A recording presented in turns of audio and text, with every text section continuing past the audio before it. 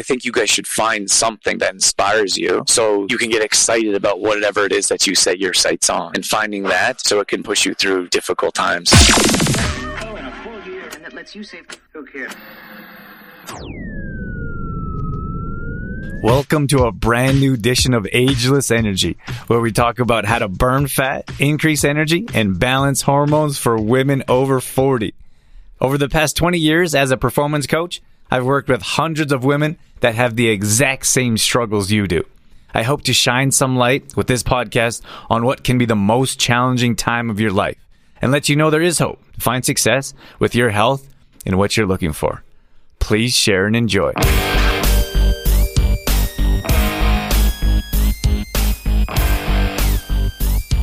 Good morning, everyone. Welcome back to another Ageless Energy show. As always, I'm your host, Drew Tadia. I know we've got a bunch of new people in here, so welcome if you've been with us for a while or if you're brand new. Today, I'm talking about, well, I guess maybe let me take a step back and say our audience is usually women 40 plus who are looking to increase energy, burn body fat, and balance hormones. So if that's you, you're in the right place. And if that's not you, you're certainly welcome to hang out with us and enjoy our topic of today. For now, I'm going to be recording in the shipping house, so you will hear some other noise. We're packaging orders up to go out right now, so that's what we have going on today. It's a crazy day. It's a crazy day, but I wanted to chop it up with you guys, jump on here a bit more often. I used to do every Friday morning, but our Metabolism Accelerator program, that's our one-on-one coaching, kind of took off and takes priority. So I try to dedicate extra time for our clients. We actually just did it was fantastic. We did a full workshop around prioritizing your calendar, stacking habits, creating systems. It's like the more I teach or the more I coach, the more I realize the value that we have. That's me patting myself on the back, but like there's so much to learning. And like I used to be embarrassed by telling people I had a coach, which is bizarre, like a business coach, which really changed things for us. But I had coaches my whole life. Like I've always had, like I played sports, a professional athlete from the earliest age of, I don't think I played T-ball.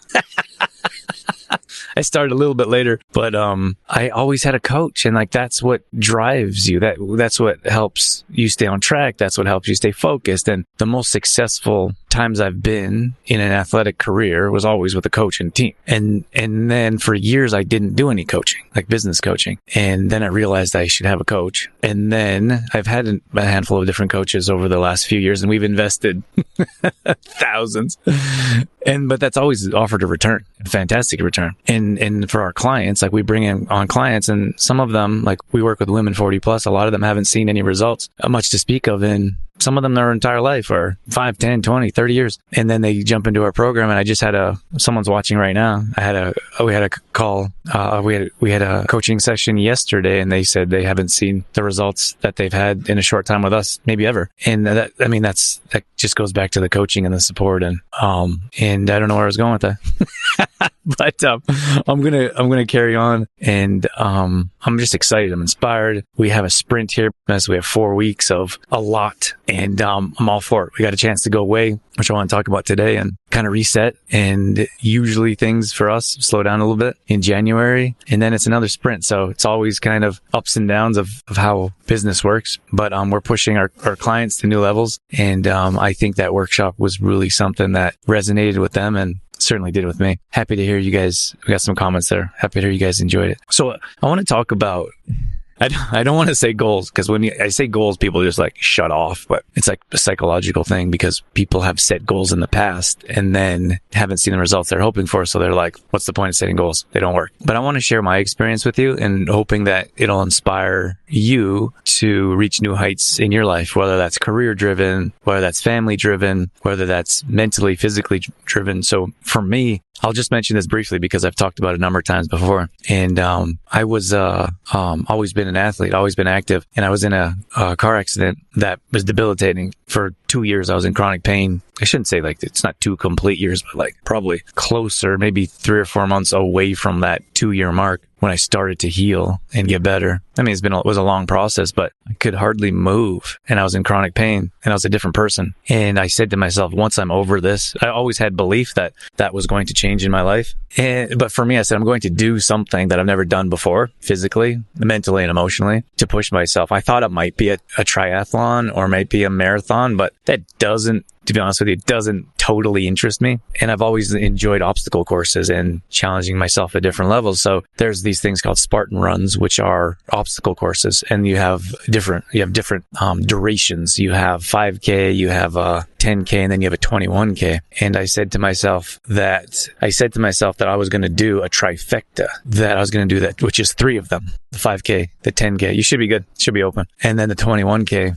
in one season, which is called the trifecta. So, and I've never actually ran a 21K, a race, like a 21K race. So, and then there's 30 obstacles. So you're climbing ropes and you're jumping over cargo nets. And, oh my gosh, I hadn't done this one before, but there's a rope, you're swinging, you're holding the rope like this, and I'm upside down and you're pulling yourself on the rope. And, it was extremely challenging. And like you get halfway through and the rope is burning my ankle and I'm trying to get through the pain because I don't want to fall. And, I get like halfway through and the rope burning my ankle because my feet are crossed. I don't know if you can picture this. So I'm on my back facing the sky. My face is up towards the sky. So I'm hanging upside down and I'm holding the rope. I'm pulling myself on the rope. So I am horizontal to the ground and my feet are crossed over the rope. So I'm pulling and like the faster you pull, the more the rope is burning my ankles. And I'm like doing everything I can to hang on. And then I let my feet go because the burning just becomes too intense.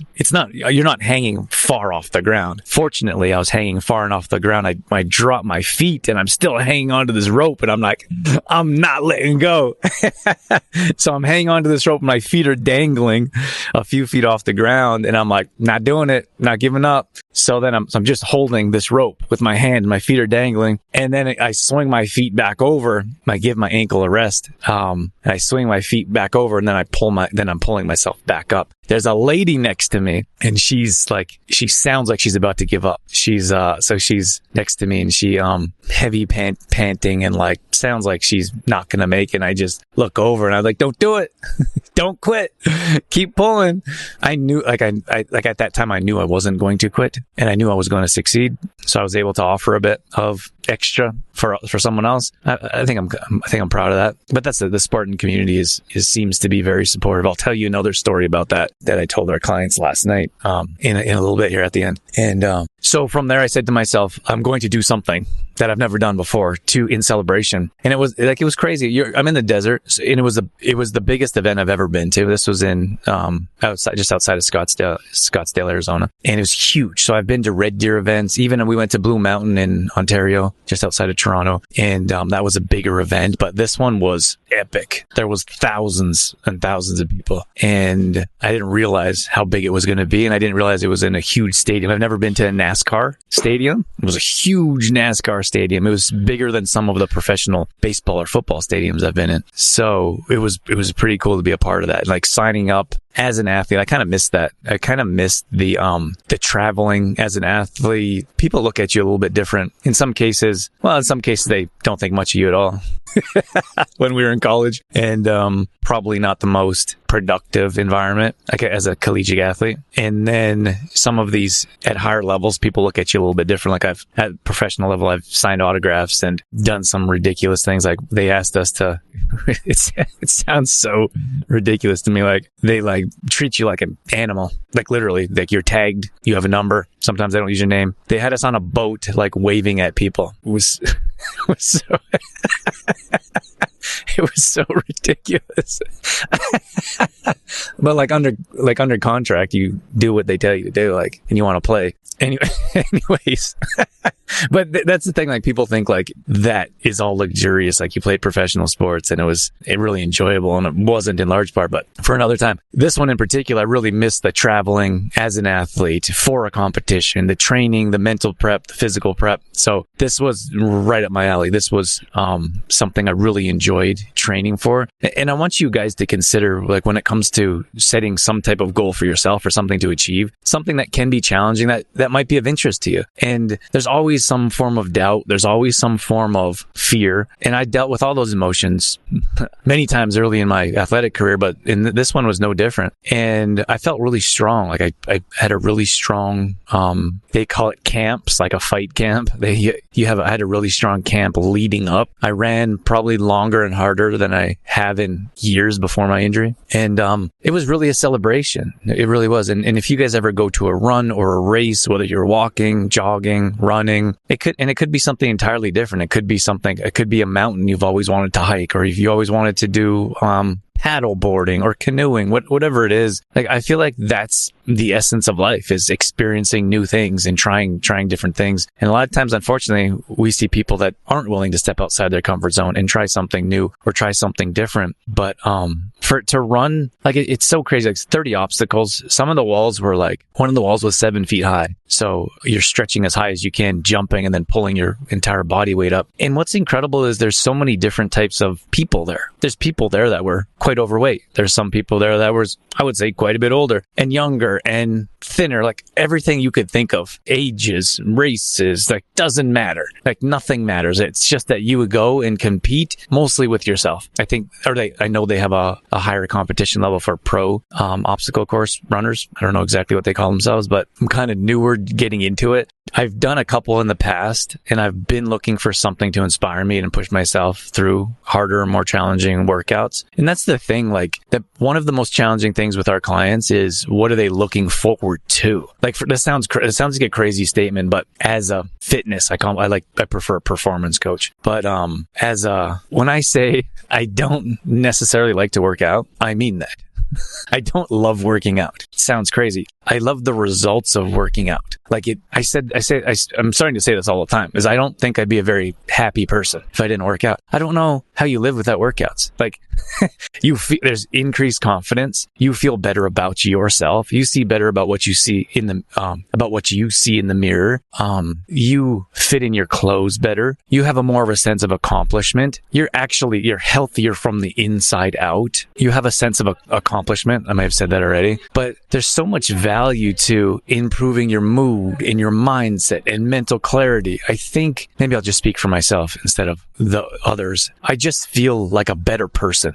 I'm more patient. I'm happier. I'm a better father, better husband, better employer. And I just think, like, those really challenging days when I'm extra stressed out and miserable, and then I go for a workout and everything changes, I feel like the whole world would be different if the majority of people worked out. And a very small percentage of people do work out, unfortunately. At any rate, let me carry on but for me, like, as a traveling athlete, I wasn't very happy.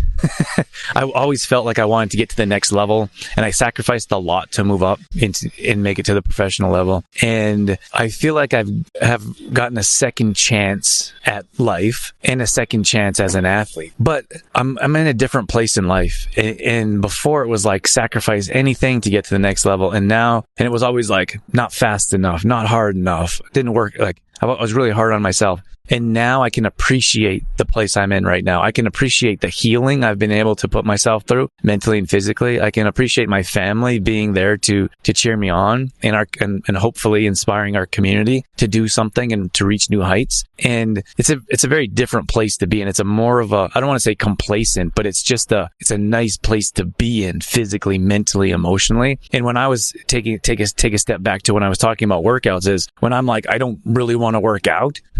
It's that next race that I want to train for, or it's that next, I want to improve my mood, or I want to be a more patient parent, whatever it is. There needs to be a driving force for you to get through your workouts. And in most cases, we see very surface level, and we're doing not more rebranding, but remessaging of, there's so much surface level stuff out there, like whether it's, I'm not putting anyone down or any industry or business, but the easiest ones that come to mind are Weight Watchers or Jenny Craig's, or those ones that in most cases it's like, we want to help you lose weight, or this is how much weight we lost. And we do share that and we celebrate that because it's tangible and it's a number and it represents something. But a lot of that is surface level types of programs. And for us, it's like there's more to it. There's systems that we put in place. There's root issues or root causes that we need to address. And one of them in particular is, and I earlier talked about habit stacking, but when I talked about in particular, like what is it that we're trying to accomplish and why? And it's not just, I want to lose weight. I'm going to get this workout in because I want to lose weight. That's really not going to drive you through a dark, cold winter, right? There needs to be something more substance, more substantial in your life to get you to accomplish those goals that you set for yourself. So I'm hoping that will help you guys understand where I'm coming from and how you can find more in your life. And something else I wanted to mention was the support in that community. So we were staying at a hotelish resort kind of place, and I was wearing my Spartan shirt. I'm green. Those of you that aren't watching, you might be listening. I have green hair right now. And I've dyed my hair for each one. So people ask me why it's that color. So they brand coloring for the run that you're doing. So a 5K is red. You get a red medal and you get a red shirt. And then some people wear red. So I wear all red when I'm doing the 10K. And then the blue 5K is blue. And then the green is 21K. So I wore all green and I got my hair green. So that's why it's green. And that for me is like, it's just just something fun and different. I like to do things a little bit differently. So that's why. But whatever that you're doing that you set your sights on, it should be fun and it should be enjoyable. And that's probably why I didn't do something like a marathon or a half marathon. That doesn't really interest me at this point. I might do that in training for a Spartan, or I might change my mind. And like I thought a triathlon might be cool because it's a few different things. Running for me is just running. Like I don't love running, but I think you guys should find something that inspires you so you can get excited about whatever it is that you set your sights on, and finding that so it can push you through difficult times. I wanted to share this with you because it meant so much to me. This one in particular was, we were probably at like 19 or 20K right near the end, and we had these 60-pound bags, and we were walking up to picture a full-on stadium, the biggest stadium you could probably picture or imagine. And we were walking up these stairs, and you're 20K in, exhausted, like mentally, physically, emotionally. Like, for me, it was like holding my mindset. It was my mindset and removing the doubt and fear on a regular basis of every step. So we didn't expect it to be that hot. It was probably 25 degrees, and it was a hot 25. Sometimes here in Alberta, we get like 20 degrees, but there's like a cool mountain breeze. It wasn't that. It was like a hot 25 degrees. This is Celsius, by the way. I know we have lots of our listeners listening in the US. So we didn't expect it to be that hot. So I ended up putting a hat on. I don't do the whole sunscreen nonsense. You can check if you want a past show about that. Comment below and we'll send it your way. But I hydrated beforehand, so I drank a gallon of water the day before, and that morning I drank. There was tons of people pulled over on the side, laid up, cramping, dehydrated, dropping out. I made sure I got my food in. I probably took like a pound of greens. The day before, I took a ton of greens. I was popping greens, handfuls of greens all day long. And then during the run, before I took greens in the morning, right when I woke up, I took greens. Right before I started running, I took greens. There was a pit stop where Dorothy met me. I took greens. And then the rest of that day for recovery, I took, these were all during and up to, this was all spirulina. And then after, I took like, I can't even tell you how many greens I took in the chlorella in recovery. And, so I think that was important. And then, just getting proper nutrition in right after is definitely important to make sure that you guys are always, nutritionizing your body properly and keeping that on top of mind for recovery. But one of the things I would like to ask of you guys is that some of you know that I don't run ads on the show and don't plan on in the immediate future. So the only ask I have for you is that you help us spread the word so we can help more women burn body fat, increase energy, and balance their hormones. And the only way that we can do that is if you can rate and review this podcast. So the single thing that I could have you do or could ask of you is to leave a review. It'll take 5 minutes or one swipe of the thumb. It would mean the absolute world to me. And more importantly, you could change the world for someone else. As many of you know, there's plenty of women that struggle in this age group for balancing hormones, increasing energy, and burning body fat. So if you could help spread the word, that would make a big difference in our life and probably someone else's as well. okay, so we have these 60-pound bags and we're walking up the stairs, and everyone is, I couldn't tell you if anyone made it to the top without stopping, but many people are like on the side, and you walk as far as you can and you drop the bag and you sit down, you like catch your breath, and like consider this is one of the hardest obstacles, and you're already 20K in, and everything is like destroyed. I was talking about my mind, like just hold your mind. When I said to myself when I started running, if I could just hold my mind and push the fear to the side and all the doubt of, can I finish this? Is my body going to hold up? Am I going to cramp up? Like all of that stuff, push aside and hold tightly to your beliefs in, I'm strong, I'm trained, I'm nutritionized, supplemented. Everything I've done leading up to has brought me to this point, and I'm 100% ready to complete this race. That was the thoughts that I held on to during the most challenging times. So we're like we are in the middle of a desert, and at points there's no one around. It's just you and arrows pointing which way to go and hot sun like beating down on your face. And some of the places were like we're running in the desert, so there's like sand and big rocks, and there's like big dips, and you just endless running, and then you're running and you see this big obstacle and you're like, oh. And for me, I'm excited. I really like obstacles. I think a lot of times I saw people leading up to the obstacle and they like, oh. And they look at this big giant obstacle and their immediate like doubt and fear into their mind. So I think keeping your mindset and confidence was important for me. So I'll see if I can finish the story. So I'm at the top. I get to the top and I'm exhausted. I've stopped. I'm not too proud to say I didn't make it all the way up without stopping. Anyways, I stopped a couple of times, get to the top, and then we're on the way down. And I know there's only a couple obstacles left, so I know we're almost done. So I put the weight, I dropped the sandbag next to me, I sit on the top stairs, and maybe in a little bit of appreciation, a little bit of that I made it that far, a little bit of exhaustion. And this guy, I've seen him before. He's huge. He stood out like a sore thumb. He looked like he was like a professional football player, like a professional linebacker, this huge giant man.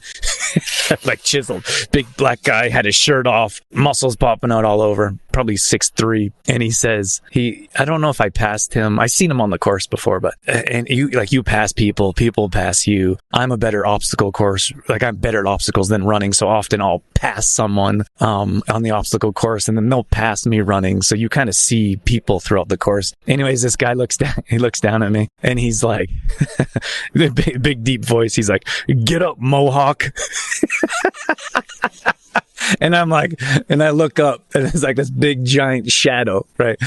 Like a mountain of a man. And I'm looking up, I look up at him. He's like, get up, Mohawk. So I put my head down and I'm like, all right.